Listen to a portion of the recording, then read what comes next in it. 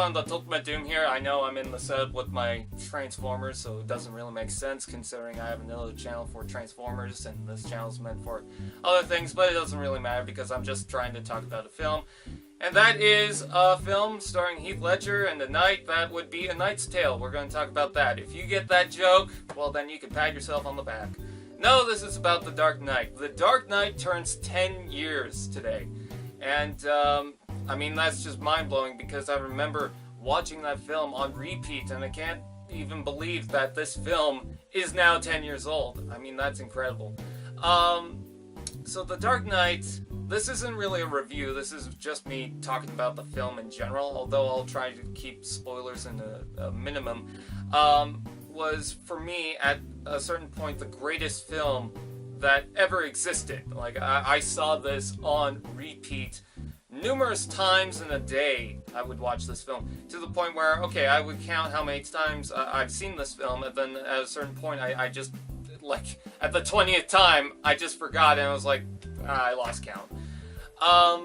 But it's an incredible film. I won't talk about the plot too much, but it's about pretty much after Batman Begins. We've got the Joker now wrapped up in all this, and I mean, that's pretty much it that I'm going to say about the story, because I'm not sure how many people have seen this film, considering that now it's 10 years old. Maybe it's not a film for everyone anymore, or a film that's not as much talked about nowadays. But when this film first came out, for the next couple of years, oh my god, people wouldn't stop talking about The Dark Knight. And it wasn't that it didn't die off because it was annoying to talk about. No, it just kind of died off because we have so many other films out there that it just kind of got lost in the herd. But still, I consider The Dark Knight one of the best superhero-esque films of all time, whether you consider Batman to be an actual superhero. Yeah, it's a great film. I think one of my problems about the film is the fact that when Harvey Dent kind of goes a little dark, I feel like there should have been more to that, a little bit more substance and explanation to that, because it just kind of feels like he goes from, oh yeah, I'm good, to, you know, whatever ends up happening. And I do know that there's a scene at the hospital that kind of explains it, but I just feel like there should have been a bit more to that point. And I know something big does happen in the film to make him go in that dark road. I just feel like maybe there should have been a little bit more, but that's not even a problem with the film. It's just I would like to see a little bit more of that to really get an understanding and to really see his side, his point of view from the film, because he just kind of goes crazy, it seems. I'm pretty sure someone's gonna pretty much write down, well, this is the reason why, blah blah blah, and it's like, I get the reason why, it's just I feel like a little bit more to it would have just made it a little more solid. But other than that, my other problem is not with the film itself, but other films that came out after it.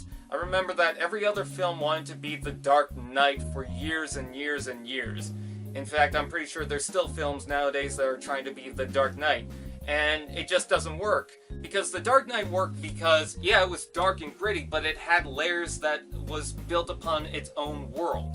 Nowadays, you have other films trying to be a cinematic universe, like, take, for example, The Mummy.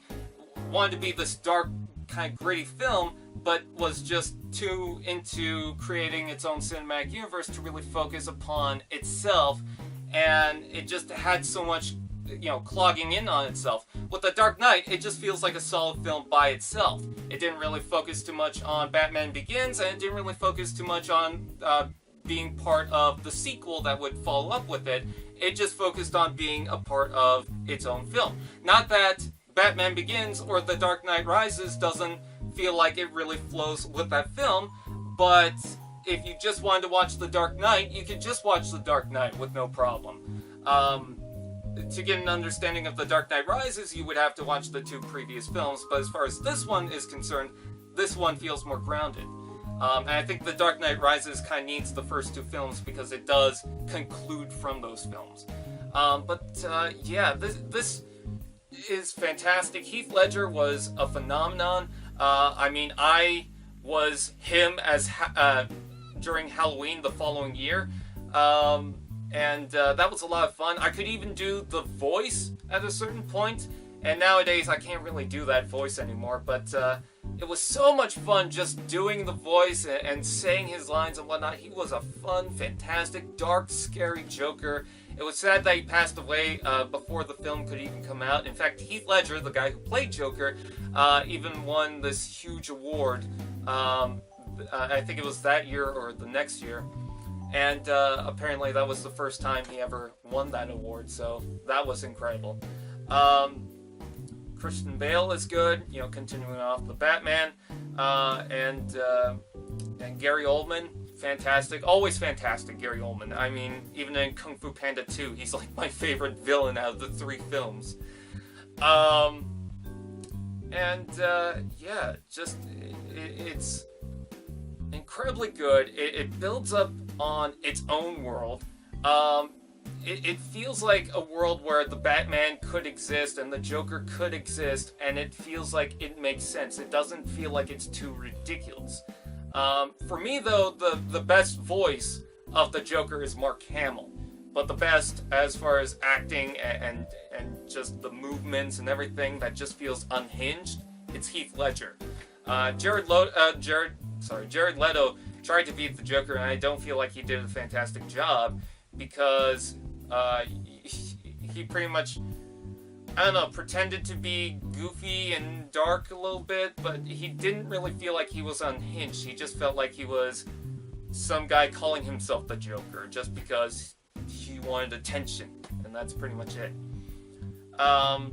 So yeah, again, this isn't really a review. This is just me talking about The Dark Knight because it's such a special film to me that I wanted to talk about it so much, and I can't believe that's 10 years old. So with that out of the way, that's pretty much it. I thank you guys for watching, and I'll see you guys next time.